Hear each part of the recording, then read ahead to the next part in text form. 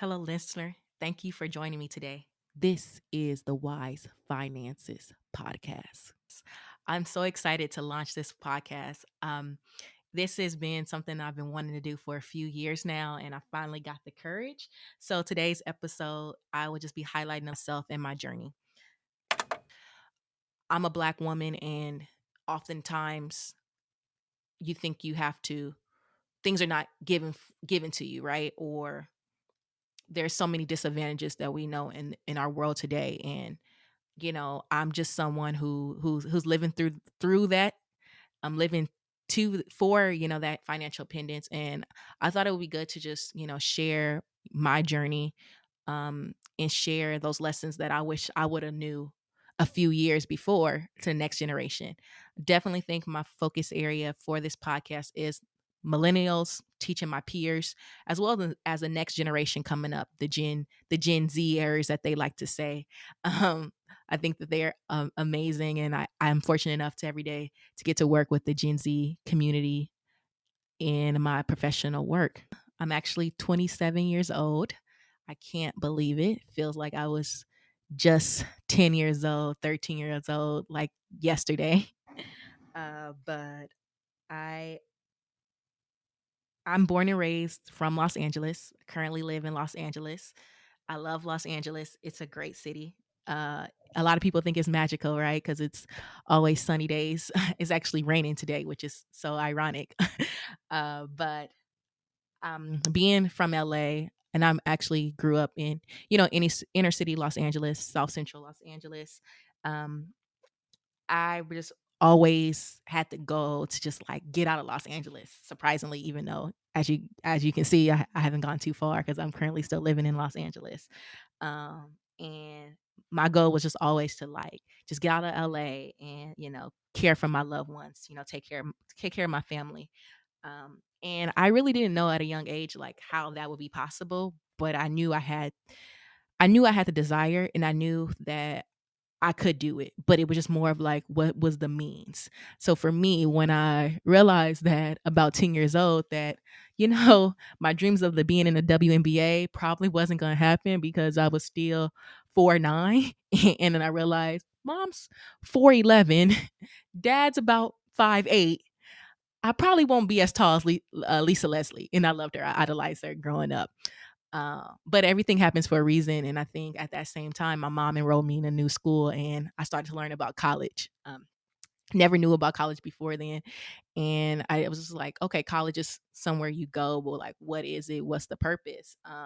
And so I really learned that, like, college can actually, help change your financial upbringing, like your potential, how much money you can make. So I did everything I could to do that. Just became my full drive was to get into college. So you name it, I was definitely sports, still playing sports in extracurricular activities. Join any, you know, first gen program or any like African American program for college prep, like you name it, I was doing it because that was the only thing I, had my mind focused on.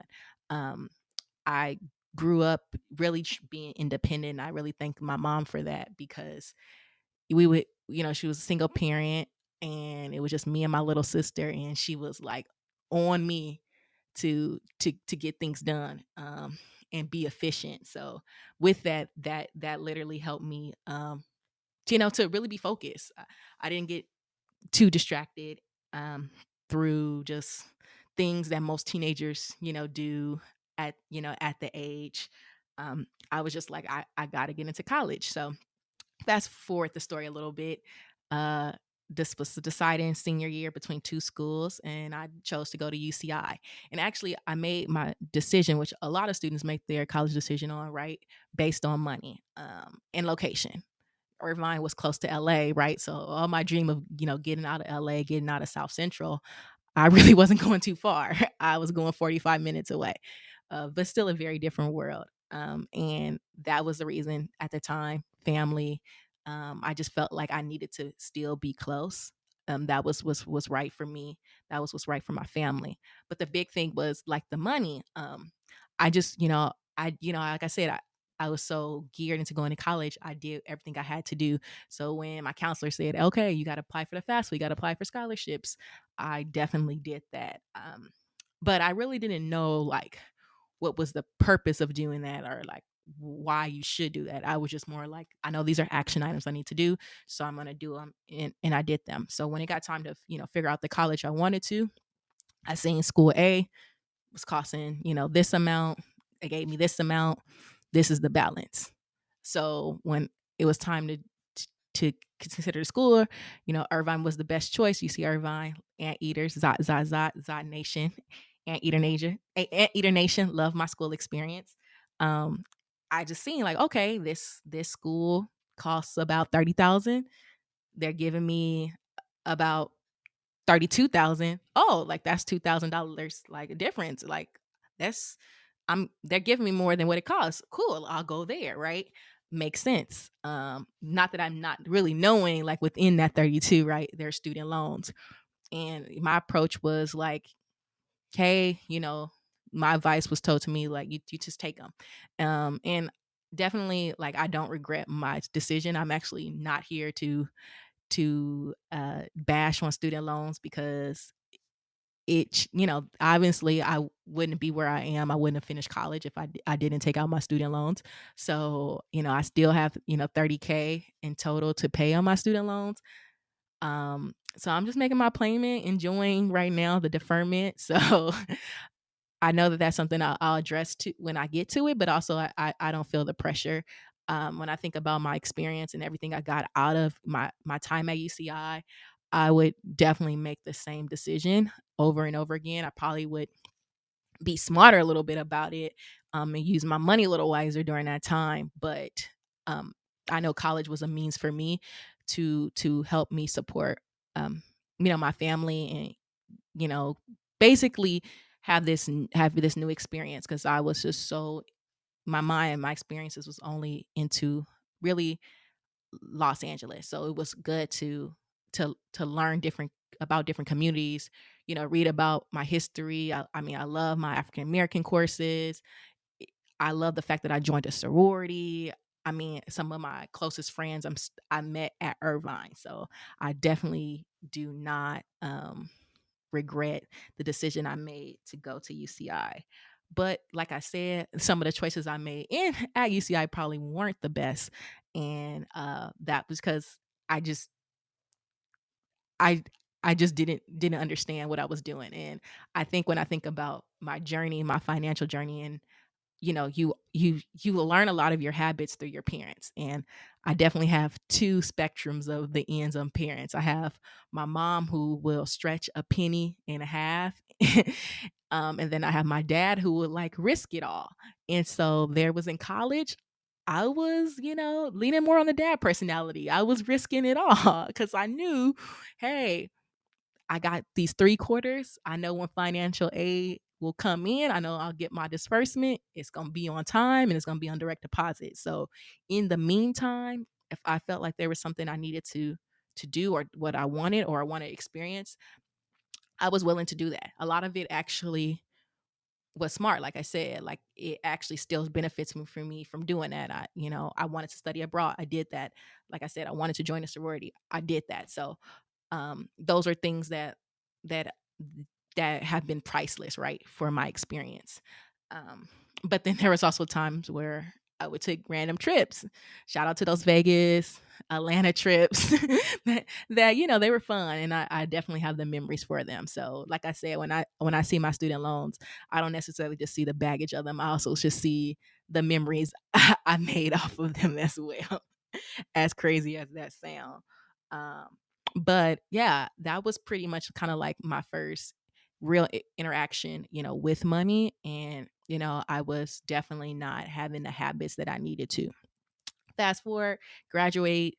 It takes me a little while to, find a stable job. About a year later in 2016, kind of find that first job. You get excited. Like the paychecks come in on the 15th and the 30th. So it was like, great. I would, back home in LA, living with my mom, and just things would happen. And I can't even tell you like how or what I spent my money on, because it really wasn't like, it wasn't memorable.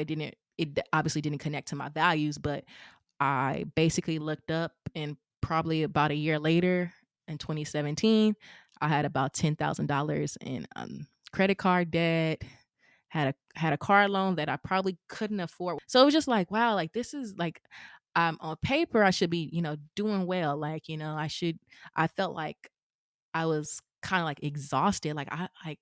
I'm working, but like I don't really see my check, but I'm also like living at home and I'm supposed to be saving, right? Like, but I'm not really saving. So for me, I just was like, this I don't like this feeling. Like, I'm always someone who's, like I said, has been a go-getter, and I felt like I was not in control of my finances. And I think that was just my moment where I was just like, yeah, something definitely has to change. I don't know how. I don't know how it's gonna happen, but I'm gonna figure it out, right? So I got on my, YouTube, started looking up videos, and really just started learning like different methods. Oh, like this is how you pay off your debt. You can use the debt snowball, or you can use the debt avalanche method. And then it was like, okay, great. Let me create my goals. Let me set boundaries around myself. Let me actually like budget. Like, let me really sit down and like tell my money where it's gonna go. Cause before it would come and it would go. And I couldn't really, like I said, to this day, I really don't know how I racked up $10,000 on my credit card. Like, I can't even tell you how, but I obviously did it.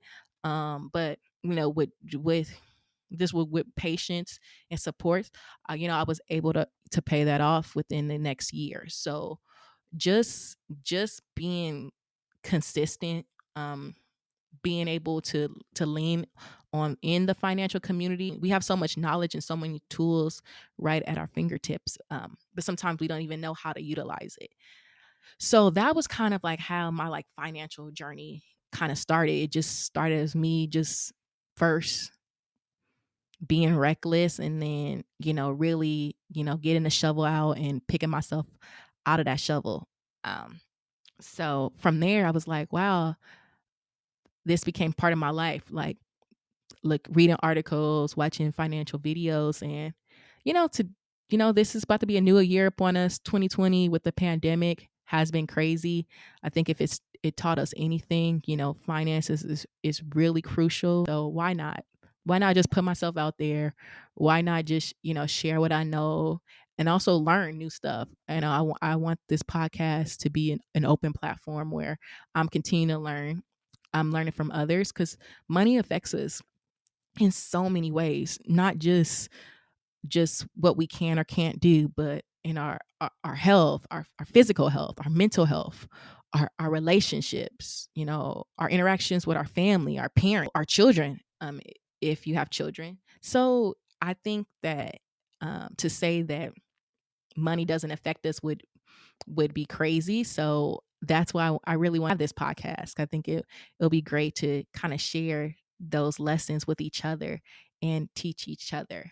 So, I'm excited for that. I'm excited to be sharing new things, that people around me are accomplishing, what I'm being able to accomplish, and it'll be exciting. So, thank you for just coming along on a journey. It's going to be interesting.